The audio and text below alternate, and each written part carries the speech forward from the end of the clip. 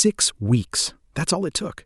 6 weeks earlier, these people had watched the sea split open in front of them and then crash shut on an entire army.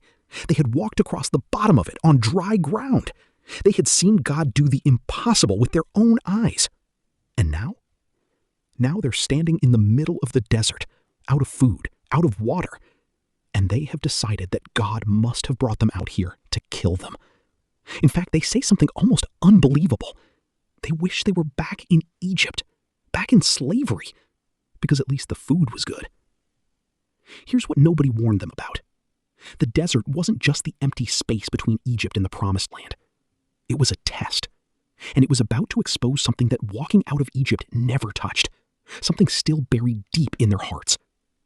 Let's set the scene. Around 2 million people are camped in a wilderness with no cities, no farms, no markets, nothing but sand and rock in every direction as far as the eye can see.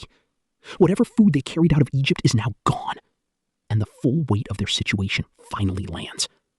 So they turn on Moses, and listen to how they suddenly remember the very slavery God just dragged them out of.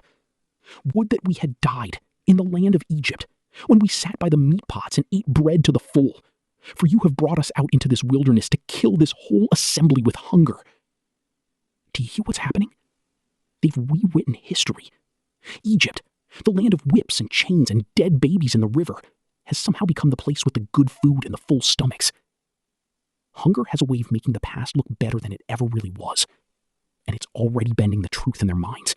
Now here's where you brace for God's anger. These people were rescued from the most powerful empire on earth, and just weeks later, they're accusing their rescuer of plotting their murder. If any complaint ever earned a lightning bolt, it's this one. But watch what God actually does.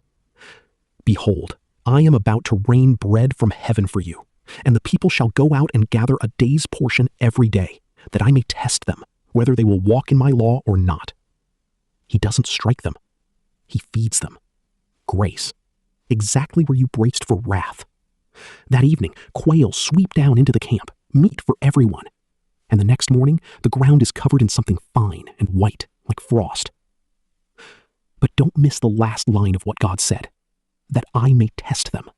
This was never only about food. God was setting up an exam. The people wake up, stare at the ground, and have no idea what they're looking at. In fact, the name we still use for this food comes straight out of their confusion. When the people of Israel saw it, they said to one another, "What is it?" For they did not know what it was. What is it? In Hebrew, that's essentially the word manna. They named their miracle bread whatchamacallit. And God gave them one simple rule to go with it. Gather only what you need for today, just enough for one day. Don't hoard it. And of course, some of them hoard it. They gather extra, stash it away for tomorrow, try to build themselves a little security stockpile. And by morning, it's crawling with worms and reeking. The manna they tried to store overnight rots. The manna they had to trust God for each morning shows up fresh every single day. So why would God design it like that? Why make bread that can't be stored? Because he wasn't just feeding their bodies. He was retraining their hearts. Every single morning they had to get up and trust him all over again. They couldn't stockpile a month of God's faithfulness and then coast on it. They needed him today, and tomorrow they'd need him just as much. The manna was a daily lesson in daily dependence. He even built a rhythm into it. 6 days they gathered. On the 6th day they gathered double, because the 7th day was for rest. It was a standing invitation to trust that God's provision was enough, that they didn't have to grind every day to survive. And sure enough, some of them ignored that too, marched out on the 7th day hunting for more, and found nothing but empty ground. Do you see the test taking shape? God was handing them everything they needed. The only real question was whether they would trust the one who gave it, on his terms, one day at a time. And then the water runs out. They travel on to a place called Rephidim, and there's nothing to drink. Now, you would think that after the sea, after the quail, after bread falling out of the sky every morning for weeks, you'd think this time they would pray, trust, wait and watch what God does. Instead, they nearly riot. They round on Moses so violently that he genuinely believes they're about to stone him to death. And underneath all the panic is one question. The question this entire story has been circling from the beginning. Is the Lord among us or not? That's it. That's the real test. Not can God provide. They had watched him do that a dozen times. The question was whether they actually believed he was with them. And even now, standing on the far side of 100 miracles, they weren't sure. So God tells Moses to take his staff and strike a rock. Moses swings, and water comes pouring out of solid stone, enough for 2 million people and all their animals. Once again, God answers their doubt not with punishment, but with provision. Let's be honest about what's really happening here, because it's the whole point of the wilderness. This was not a people who lacked evidence. They had more proof of God's power and care than almost anyone who has ever lived. Plagues, a parted sea, bread from heaven, water from a rock. And they still woke up asking, is God even with us? Which tells us the problem was never a shortage of evidence. It was the heart. Here's the hard truth the desert kept exposing. You can get a people out of Egypt in a single night, but getting Egypt out of them takes far, far longer. They were free on the outside and still enslaved on the inside, still thinking like slaves, still braced for abandonment, still unable to trust a God who had not once let them down. The desert wasn't God punishing them. It was God patiently, daily, gently retraining a whole nation of former slaves to trust him as a good father. And every piece of this is pointing somewhere. Centuries later, Jesus stands in front of a crowd that has just eaten bread he multiplied out of almost nothing, and he says something that would have stopped every listener cold. I am the bread of life. Whoever comes to me shall not hunger. Then he makes it plain. Your ancestors ate manna in the wilderness, and they still died. But he is the true bread that came down from heaven, so that anyone who feeds on him will live forever. The manna kept Israel alive one more day. Jesus is the bread that gives a life that never ends.